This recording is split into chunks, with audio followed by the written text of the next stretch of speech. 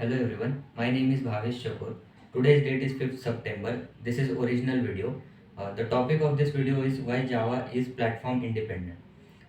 As we already know that Java is very old programming language. It is an object oriented programming language. We can develop a variety of applications using Java web applications, desktop application, enterprise application, games and network application and many more. So with the various features of this Java programming language, one of the important feature of this language is it is a platform independent. Basically this platform means it is a combination of hardware and the operating system. Various platforms are like Windows, Linux, Mac.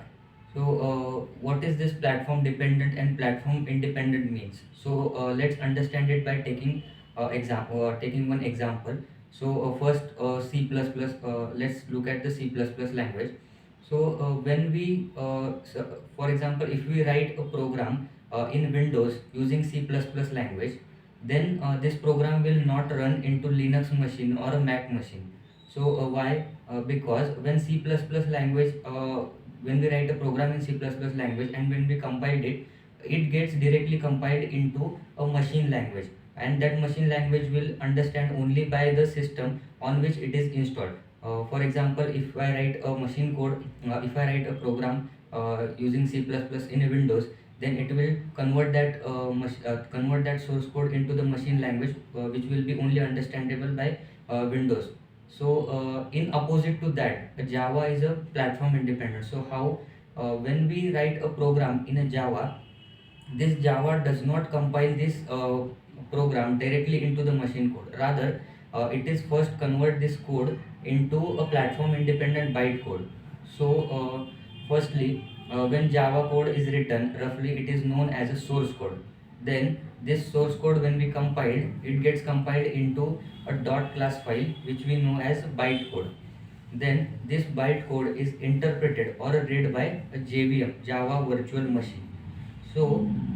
This Java virtual machine then convert that bytecode into the machine language, which any machine can understand. For example, if I write a Java program first, then I compiled it into the bytecode, then I transferred into Windows, and then I transferred that bytecode into two different machines. One is a Linux and one is a Mac.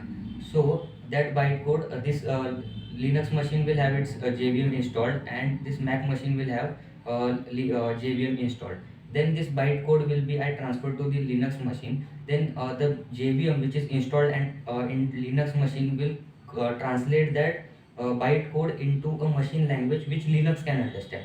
Similarly, the bytecode which I transferred to the Mac machine, the JVM which is installed on the Mac will translate that bytecode into the machine language which Mac can understand. So in this way, the Java is a platform independent because the code written in one platform can be read by different platform as well.